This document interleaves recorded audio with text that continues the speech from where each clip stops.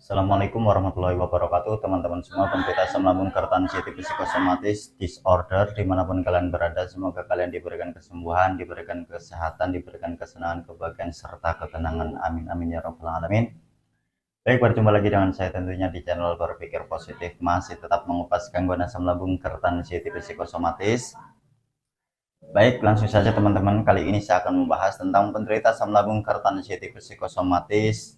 Jangan berdiam diri, harus bergerak. Ya, karena apa teman-teman? Ketika kita berdiam diri, alias kita tidak bergerak, alias tidak mau keluar rumah, itu yang ada mengingat-ingat sensasi yang ada selalu meratap-ratapi dan juga akan terbawa oleh rasukan-rasukan pikiran-pikiran yang ngacau, yang selalu mengingat tentang juga selalu mengingat akan penyakit kronis, selalu mengingat akan penyakit berat teman-teman.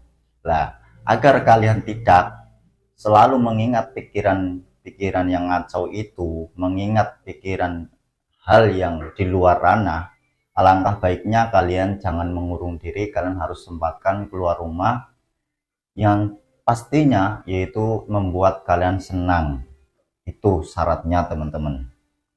Juga kebanyakan kalian itu masih selalu menduga-duga bahwa sensasi itu adalah penyakit kronis. Perlu kalian ketahui teman-teman, apapun sensasinya itu tidak ada hubungannya sama sekali sama penyakit kronis, tidak ada hubungannya sama penyakit berat teman-teman. Itu hanya bentuk respon tubuh saja yang diakibatkan dari pola pikir kalian yang selalu mengancam kepada diri sendiri, sehingga memicu sensasi bermunculan yang kita kenal dengan istilah psikosomatik teman-teman. Nah, maka kalian sudah abaikan pikiran-pikiran yang ngaco itu. Kalian harus sadari bahwa kalian kena anxiety. Apapun yang ada di otak kalian yang sifatnya itu negatif, itu dari anxiety. Jadi kalian sudahlah jangan mempercayainya, jangan mau tersugesti akan adanya pikiran-pikiran yang ngaco itu yang membuat mental kalian semakin down teman-teman. Akhirnya apa? Mengganggu ke psikis, sehingga psikis kita itu tidak baik-baik saja, tentunya akan berpengaruh di mental. Itu teman-teman. Kebanyakan yang menjadikan kita itu susah sekali berinteraksi, susah sekali mengendalikan, karena tidak meyakini dan tidak mau sadar akan adanya gangguan ini. Juga masih merasa-rasakan bahwa kita itu dalam keadaan sakit, atau menganggap diri kita itu sakit. Padahal kalau kita itu belajar membiasakan diri bahwa kita itu tidak kenapa-napa, alias kita itu sehat-sehat saja, ya maka ketegangan, kecemasan, ketakutan itu tidak ada teman-teman. Itu sesuai pengalaman saya. Tapi kalau seandainya itu kalian merasakan bahwa diri kalian itu merasa seperti orang sakit, maka yang ada kalian akan sering mengalami sering cemas, sering takut, juga akan menganggap hidup tak akan lama lagi, juga akan menganggap bahwa hidup ini seakan-akan itu sudah nggak berarti begitu teman-teman. Nah, hidup cuma sekali, maka bikinlah bahagia teman-teman. Tinggal kalian itu mengolah pola pikir kalian, mengolah mindset kalian, menata mindset kalian saja teman-teman. Kebanyakan penderita anxiety disorder itu terjebaknya yaitu masih meyakini bahwa anxiety itu atau pikiran yang munculkan oleh anxiety itu akan benar-benar terjadi. Itu yang menjadikan penderita asam lambung keratan anxiety itu lama teman-teman. Padahal itu semua skenario yang istilahnya itu bullshit, alias tidak terjadi, alias tidak nyata teman-teman. Biar kalian nggak selalu terjebak, maka kalian harus selalu mengubah mindset kalian, berlatih berpikir rasional saja teman-teman. kalian harus flashback kembali, ingat kembali pada momen-momen yang sudah terlewati. Di saat kalian itu kena serangan panik, walaupun rasanya itu horor, menakutkan, seakan-akan akan mau atau mau jatuh, bahkan kayak mau pingsan, kita harus ingat kembali, apakah pada saat itu kita itu pingsan, apakah pada saat itu kita jatuh, apakah pada saat itu kita nyatanya tidak kan. Lah seperti itu teman-teman. Juga jangan mengikuti pikiran negatif, tapi kalian harus berlatih bersikap masa bodoh, berlatih bodoh amat, berlatih mengalihkan. Itu kuncinya teman-teman. Ya. Terus kembali ke tema tadi, kenapa saya menyuruh kalian itu harus gerak, terutama di luar rumah? Yaitu biar kalian itu teralihkan, mengingat-ingat hal-hal yang negatif seperti sensasi kayak mau jatuh, kayak mau pingsan itu.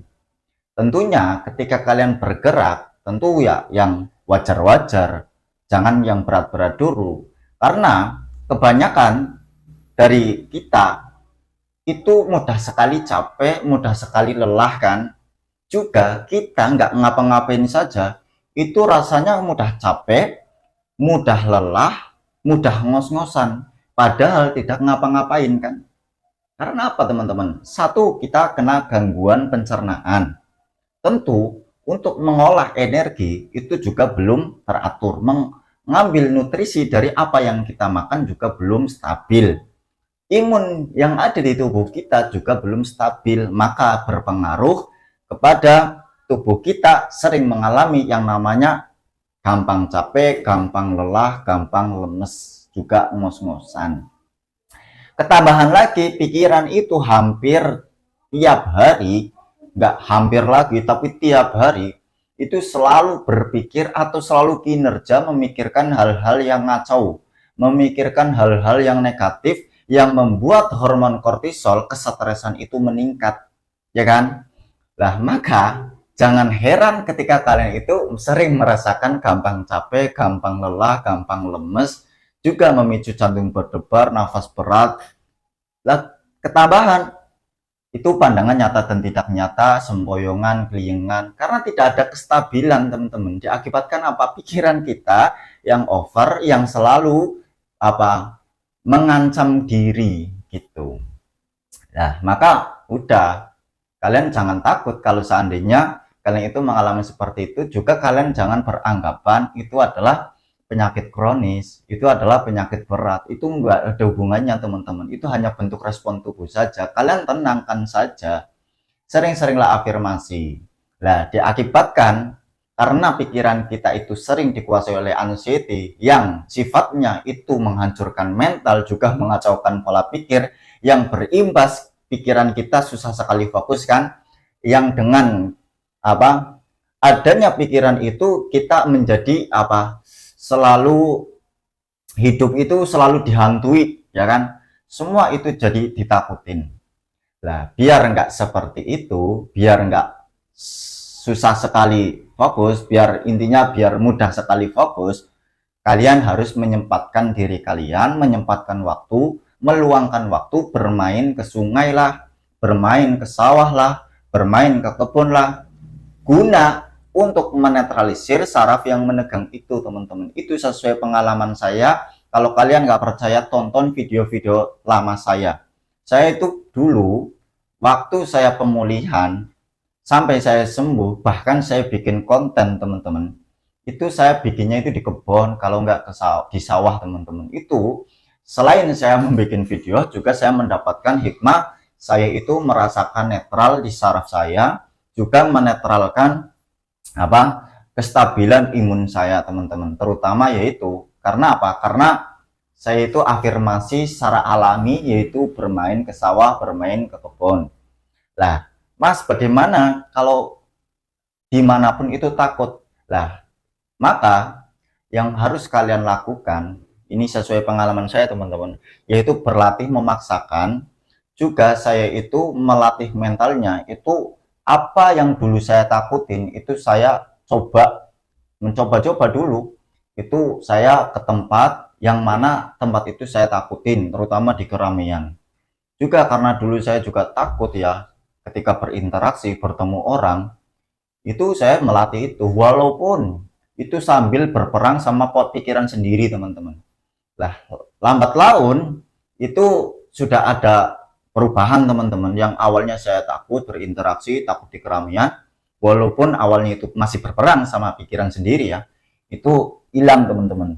Karena apa? Saya buat pelajaran. Nyatanya kemarin interaksi walaupun berperang dengan pikiran sendiri, nyatanya baik-baik saja. Walaupun keringat dingin, jantung berdebar, nafas berat, ya nyatanya baik-baik saja. Ya gitu, saya berlatih berpikir rasional juga, teman-teman.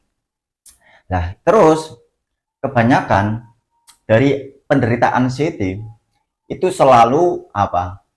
Meyakini hal yang belum terjadi. Itu juga menghambat, teman-teman. Contoh nih, kebanyakan dari penderita anxiety mau pergi nih, sudah berandai-andai, sudah beranggapan. Juga dari beranggapan itu, berandai-andai itu meyakini bahwa itu akan terjadi. Itu juga menjadi kendala sebenarnya, teman-teman. Contohnya, aku kalau pergi, nanti takutnya kambuh, nanti takutnya pingsan, nanti takutnya jatuh, nanti takutnya sempoyongan, nanti takutnya nanti takutnya pingsan. Itu, lah, itu kalau kita ikutin, itu juga akan menghambat kita gerak, juga akan menghambat kita melatih mental, teman-teman. Maka kalian dobrak saja. Ketika tiba-tiba ada pikiran seperti itu, kalian lawan aja, teman-teman. Itu nggak akan kamu pingsan. Kalian ingat kembali, dari awal kalian kena, sampai sekarang, apakah kalian itu mengalami pingsan? Apakah kalian mengalami jatuh? Nyatanya tidak kan? Itu hanya permainan, teman-teman. Pingsan itu tidak terjadi. Itu hanya permainan. Juga biar kalian nggak overthinking, biar kecemasan kalian tidak meningkat, agar ketakutan kalian tidak meningkat, alangkah baiknya kalian harus apa? Jangan terlalu memperhatikan perubahan tubuh, teman-teman. Itu yang saya lakukan juga, teman-teman. Ketika kita itu selalu memperhatikan perubahan tubuh, yang ada cemas, yang ada kembali lagi mengaitkan sama penyakit kronis, yang ada mengaitkan sama penyakit berat. Itu sesuai pengalaman saya, teman-teman. Contoh nih, kita kurusan. Aduh, badan kok semakin kurusan. Jangan-jangan saya memiliki penyakit kronis nih. Aduh, jangan-jangan nggak lama lagi. Akhirnya seperti itu, teman-teman. Dan dari situ akhirnya apa? Kembali ke awal lagi, kembali ke fase awal itu. Maka udah. Memang kebanyakan penderita anxiety itu selalu memperhatikan perubahan tubuh. Bahkan sensasi pun ya terlalu perhatikan. Juga selalu beranggapan, aduh celaka-celekit nih di bagian kiri. Jangan-jangan. Kebanyakan penderita anxiety disorder itu jangan-jangan kronis nih, jangan-jangan jantung nih, nafas berat, aduh jangan-jangan paru-paru nih, rambut rontok, aduh jangan-jangan stroke nih, jangan-jangan kanker nih, dan lain sebagainya. Belum lagi BAB dilihatin, ya kan? Apa-apa jadi dilihatin, apa-apa jadi disangkut pautkan sama penyakit kronis, padahal itu nggak ada hubungannya, teman-teman. Kalau kalian nggak percaya, saya yakin kalian sudah berulang kali periksa, berulang kali EKG, berulang kali laboratorium. Nyatanya hasilnya normal, nyatanya baik-baik saja, ya kan? Ya sudah, walaupun kita itu sering mengalami sensasi yang menakutkan menurut kita ya, bukan menurut dokter. Nyatanya, apa kata dokter? Ya normal, baik-baik saja. Kita hanya dikuasai oleh pola pikir. Jadi akar masalahnya di pola pikir kita, teman-teman. Kalau kita nggak selalu mengingat-ingat hal yang negatif, tidak selalu mengancam, tentunya kita nggak akan sering cemas, tentunya kita nggak akan sering mengalami ketakutan. Itu sesuai pengalaman saya, teman-teman. Perlu kalian ingat, teman-teman, biasanya di fase final ya, di final menuju menentukan akan sembuh total, biasanya itu rintangannya seperti ini, teman-teman. Apalagi yang sampai bertahun-tahun ya. Orang saya saja yang sampai 3 bulanan itu pun ya melewati fase itu. Contohnya seperti ini, teman-teman. Biasanya yang susah sekali sembuh atau lama sembuhnya itu di fase final. Kalau awal itu masih mudah lah, masih bisa, kebanyakan masih bisa, jalan-jalan pagi, berjemur itu masih bisa dengan ikhtiar itu, walaupun masih dihantui kecemasan juga, sempoyongan, piar-piaran, les-lesan, itu masih bisa diatasin, ya kan? Yang paling susah itu finalnya seperti ini. Aduh, jangan-jangan ini pikiran ini benar-benar akan terjadi nih. Itu kan bisikan-bisikan anxiety, teman-teman. Aduh, pikiran ini kayak mau pikiran mau pingsan. Aduh, jangan-jangan pikiran ini yang benar-benar akan terjadi nih. Itu biasanya di fase final seperti itu, teman-teman. Itu tergantung kalian mau mempercayai atau tidak. Ketika kalian mempercayai yang ada, kalian itu kembali ke fase awal lagi, kecemasan kembali semula lagi, terus ketakutan juga akan kembali lagi, teman-teman. Terperangkapnya juga lama lagi. Tapi kalau seandainya kalian lolos, walaupun kalian itu memang membutuhkan energi betul untuk melawan di fase final itu, yaitu enggak lah, kemarin juga meyakini pikiran ini, nyatanya ya sampai sekarang masih hidup, ya baik-baik saja. Kalau kalian seperti itu, atau ketika kalian sudah benar-benar capek, ya kan, kalian mengalihkan saja. Lah kalau kalian itu lolos di fase final itu, lah kalian itu bisa dikatakan sembuh total. Tapi totalnya itu enggak total banget kayak dulu, teman-teman. Pasti ada, tetap masih ada sisa-sisa dari anxiety itu. Saya ngalamin itu soalnya, teman-teman. Maka jangan heran kalau teman-teman itu kok sampai 10 tahun, 5 tahun kok belum ada perubahan, belum kunjung sembuh, karena kalian itu masih gagal di fase final itu, penentuan sebenarnya. Yang akhirnya muter-muter bolak-balik, akhirnya sudah mau sembuh, balik lagi, mau sembuh, balik lagi. Akhirnya seperti itu, teman-teman. Maka sudahlah. Kalian capek sendiri kan ketika kalian itu meyakini anxiety itu akan terjadi. Padahal itu permainan. Akhirnya menguras energi, hidup nggak lagi tenang, hidup nggak lagi senang, hidup nggak lagi bahagia. Yang ada kita akan diperbudak oleh permainan anxiety itu, teman-teman. Saya ingin sekali kalian itu sembuh. Adanya video saya, semoga kalian tersugesti. Biar kalian itu semangat menjalani metodenya, biar kalian itu tersugesti dan meyakini dan menyadari bahwa gangguan ini benar-benar tidak berbahaya. Memang gangguan mental ya seperti ini, teman-teman. Gangguan psikis memang rasanya seperti ini. Mulai dari rasa sensasinya, mulai dari perasaannya. Itu memang seperti ini, teman-teman. Itu tidak berbahaya, hanya mengganggu di aktivitas saja, teman-teman. Kalian jangan terlalu mengoyo, alias kalian jangan terlalu mengejar target sembuhnya, tapi kalian harus mengejar konsistennya menuju kesembuhan itu, yaitu konsisten menjalani metode atau prosesnya, teman-teman. Itu. Kalian kalau masih sering mengalami gampang capek, gampang lelah, solusinya yaitu kalian harus kurangi overthinking, kurangi mengikuti pikiran-pikiran negatif. Kalau kalian masih suka sekali mengalami gampang ngos-ngosan, maka banyakin gerak. Kalau kalian masih suka mengalami keringat dingin, jantung berdebar, nafas berat, maka kalian sering-seringlah melakukan berjemur, metode berjemur, juga sering main ke sungai, kalau tidak ke sawah melihat hijau-hijauan. Gitu, teman-teman. Itu sesuai pengalaman saya. Itu solusinya seperti itu. Jangan target menuju sembuhnya, tapi target bisa konsisten menjalani proses menuju kesembuhan itu. Karena tidak semudah membalikan telapak tangan, semua itu butuh proses, teman-teman. Kalian itu hanya gangguan psikis, jadi kalian jangan takut lagi apapun sensasinya. Karena kalau kalian masih menganggap itu penyakit kronis, yang ada kalian itu akan sering kedatangan serangan panik. Itu sesuai pengalaman saya. Juga yang ada, hidup kita itu nggak bergairah, hidup kita menjadi cemas, mudah takut, gundah gulana, gelisah. Itu. Maka udah matiin. Kalian hanya di gangguan psikis saja. Kalau kalian nggak percaya kalau kalian hanya gangguan psikis, ya kan, kalian coba muhasabah diri.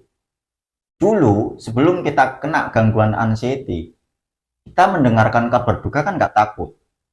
Kita kalau dengar ambulan dulu juga nggak takut. Kalau kita dengar suara burung di malam hari juga nggak takut. Kenapa? Semenjak kena gangguan anxiety disorder, mental kita jadi cemen, mental kita jadi lemah. Apa-apa jadi ditakutin. Dengar kabar duka takut, dengar ambulan takut, dengar suara burung takut.